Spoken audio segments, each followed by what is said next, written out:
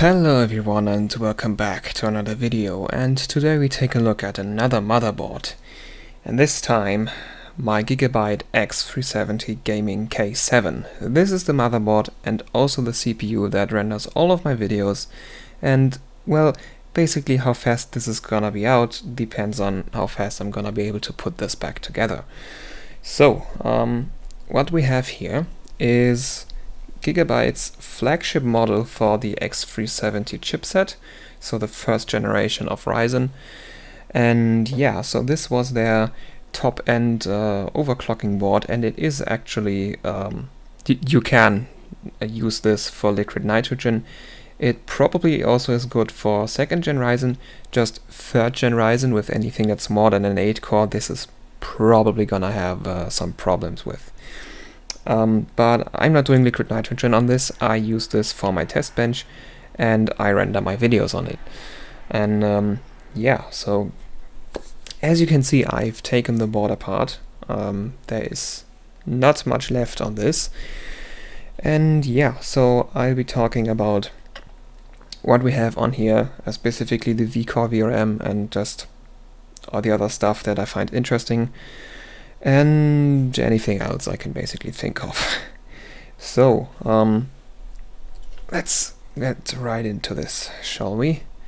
So, I removed the heatsinks off the VRM, and we can now see the bare VRM of this motherboard. So, the VRM we have here is a 6+4 phase, 6 phases V-Core, 4 for SoC.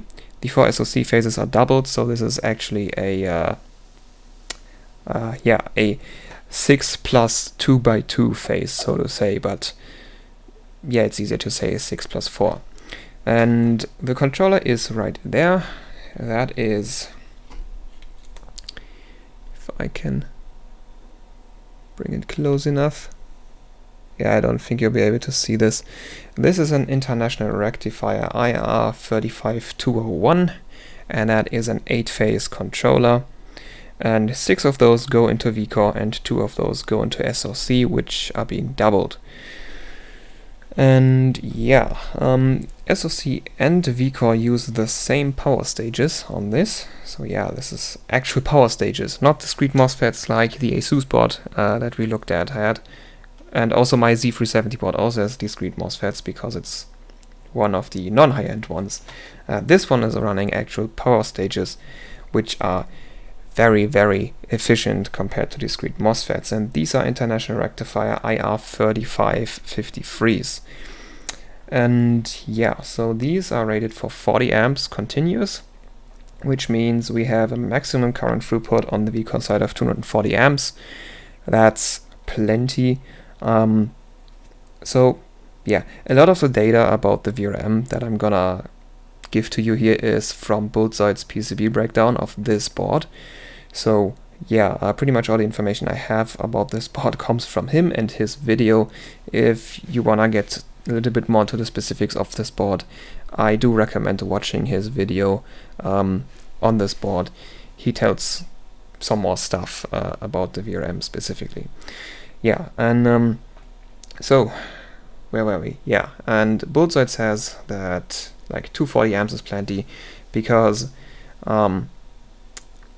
yeah, after Bullseye, a Ryzen 8 core, which first gen at the time, will not pull more than 100 amps yeah, under normal use.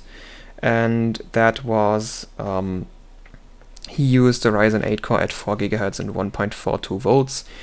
This is running 4 GHz, 1.4 volts, so slightly lower than that. So we're probably seeing around that 100 amps. And at these around 100 amps, this VRM actually only kicks out 12 watts of heat, which is very, very, very efficient.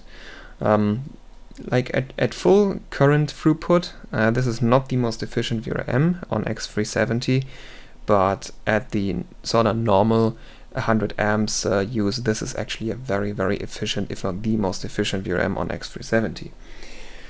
And yeah, that also kind of saves the motherboard from overheating, because the heat sinks, which I have right here, that is our V-Core heatsink, we do have nice mounting pressure, as you can see here. All the indents are looking kind of the same. So this VRM heatsink has proper mounting pressure, not like the ASUS one that we looked at. And yeah, so you can see you do get some fins on this. And this one has more surface area than some of the other heatsinks, but this is still not the best. And also you can see that there's a cutout for a heat pipe there.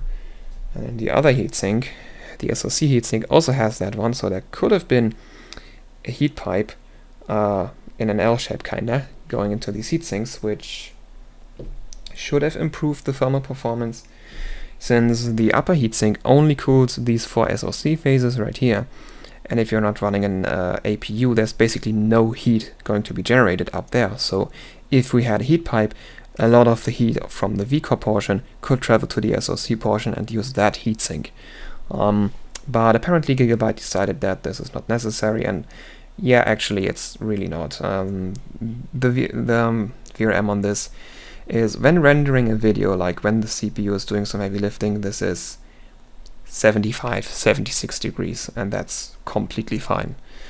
So yeah, the VRM is, it is not the strongest VRM you could get on X370, but it is very, very efficient while still being very, very powerful. And yeah, so this is a very nice VRM. And yeah, so then the kind of other VRM you have here, like that's the standard Gigabyte one phase memory VRM that's using on semiconductor 4C10N MOSFETs. Nothing really special. And then yeah, so let's talk a little bit more about this motherboard and its feature set. So this is a Gigabyte X370 Gaming K7. There's also the Gaming 5, not the K5, the Gaming 5. And that board is actually very, very similar to this one. And yeah, there is one difference, and that is that thing over there. That is what sometimes comes with a turbo B-clock cover, as it is on my Z370 Gaming 5. This is what allows you to do BCLK overclocking. So yes, this motherboard supports BCLK overclocking. The X370 Gaming 5 does not. Apart from that, the boards are basically identical. And yeah, and that's basically that. You do get BCLK overclocking on this. I haven't tried it yet, but it is certainly a nice thing to have. And yeah, let's get to some more features we have right here. So this board, being a high-end overclocking board, does come with some overclocking focused features. So we have a postcode right here. We also have debug LEDs right here. And then we have buttons over here. We have a power button, an OC button. I don't exactly know what that does. We have a CMOS reset button and a reset button. And actually, I'm using these all the time because I actually couldn't be bothered to hook up the front panel connectors. So I just use the internal buttons, because I never put on the side panel, because I keep changing the graphics cards in that system all the time, because like it doubles as a test bench. And yeah, that's basically that. And so some other things that I noticed about this motherboard are, you have a ton of drive connectivity right here. So normally what you would see is like 6 SATA ports. On this, you get not 6, you get 10 plus a U.2 slot, which is basically M.2 just with a cable. And yeah, and the trade-off for having all these SATA ports is you only have this one M.2 slot right here, which is already occupied with the boot drive for my test bench, which is just a OEM Western Digital 250 gigabyte NVMe SSD. Not really all that special. It was part of the bundle that I got this motherboard and CPU with, and yeah, kind of kept using that. One thing, I also removed the chipset heatsink right here. So this thing which actually comes with a thermal pad. I was expecting thermal paste, but yeah, this comes with a thermal pad, and that's basically that. Nothing really special. It doesn't even say X370 on it. Yeah, and then one other thing that I noted about this motherboard is you have two USB 3.0 internal headers right here. I'm kind of confused as to why there are two of these, because what case has two of these connectors for the front panel, and I'm not aware of any kind of other components that use these internal connectors. So yeah, I really ask myself why they wouldn't just use one 3.0 and then a 3.1 internal header, like my Z370 Gaming 5 does. That one has one 3.0 and one 3.1. This just has two 3.0s, and I kind of don't know why. But yeah, it does have these. And yeah. Then one other thing is, this being a Gigabyte board obviously comes with dual BIOS. So you have your two BIOS chips right here, you have your main BIOS, you have your backup BIOS, and this is actually one of the boards with the switches right here. So they, with these switches, you can set the board in either dual BIOS or single BIOS mode, and if you have it set to single BIOS mode, you can choose with the switch which of the BIOSes you want. Currently I have it set to single BIOS and just use the main BIOS, because when I overclock I don't want it screwing me over. But I still like the dual BIOS functionality, so if something goes wrong I just flip the switch and I get to the backup BIOS, which is really, really nice. And then that, yeah, that's kinda it for the overview of the motherboard. Oh, one thing, memory slots. So this motherboard is a T topology, and I can show you that right here. You should see the traces. I'm gonna have to look for one.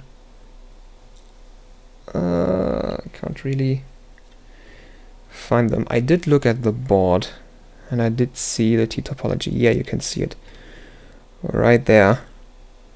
Oh, I hope this picks up on the camera. You can see how there's one trace and it splits into two.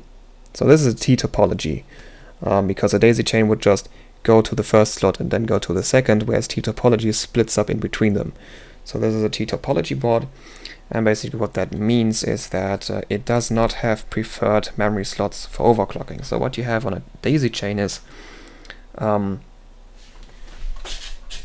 me just take the RAM. So yeah, I'm running 3 DIMMs actually for rendering, because I want more RAM for rendering. And yeah, so on a daisy chain you would have something like this. And then you have your second stick right here, and that's how you would get your best memory overclocking. Is it in? Oh, no it is. Yeah, so that's how you would get your best memory overclocking on a daisy chain, by using the 2 slots that are farther away from the CPU, because that's where the trace ends. You don't want some piece of unterminated trace on your memory slot, because that can cause interference and any kind of weird things, and you don't want that. This being a T topology doesn't have this problem. So you can also just use the other 2 slots and they will overclock exactly the same. And you can also do the thing that I do with the 3 DIMMs, like this. And it will not really impact your memory overclocking. It will do slightly, because more RAM puts more load on the memory controller of the CPU. So you might experience some headroom reduction there. But the memory topology can handle this, because, well, it's a T topology. T topology is made to run more than 2 sticks of RAM, whereas a daisy chain has its optimal clock with 2 sticks of RAM. Now, having a T topology obviously comes with a trade-off, and that is that if you're running 2 sticks, you will still have worse overclocking than running 2 sticks with a daisy chain. But you will have better overclocking when running more than 2 sticks of RAM.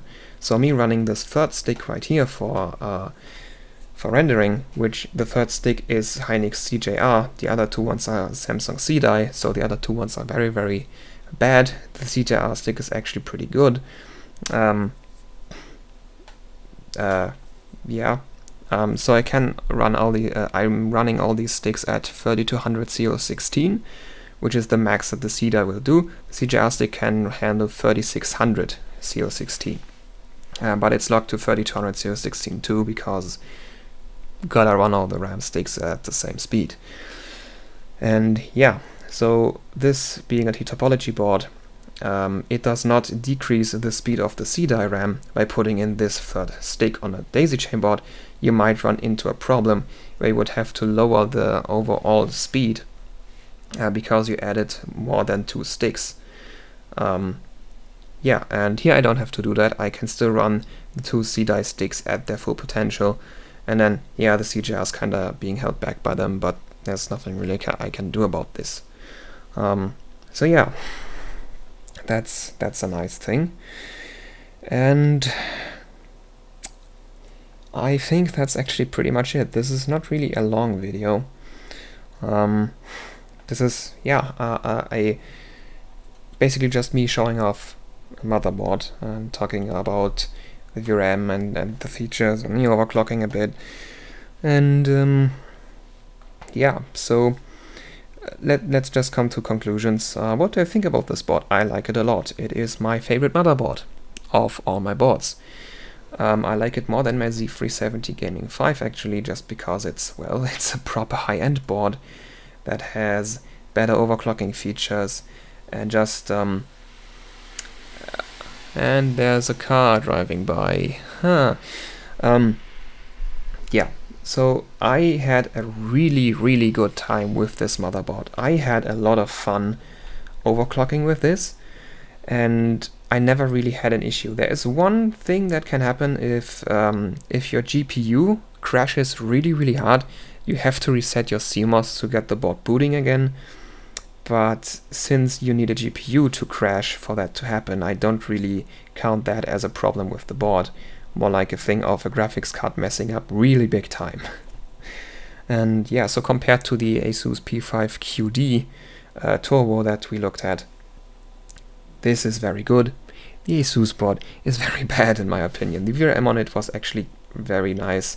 I think I don't really know a lot of about LGA 775, but the VRM that I saw, and considering that the chips from that era didn't pull that much as Intel does nowadays, I think the VRM on that board was actually pretty decent. The rest was not though. That board was painful.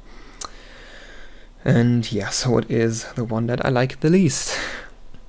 And then my Z370 from my daily system is kind of in between, which is, the BIOS is basically the same as this board. It's just that BIOS, well, I never really updated it, whereas I did update here. And the BIOS that I have in my daily, it does have a problem where when you set overclocking for your memory and boot straight into Windows without resetting first, it sets your vCore to 1.5 volts. I don't know why. That kind of weird thing does not happen with this board.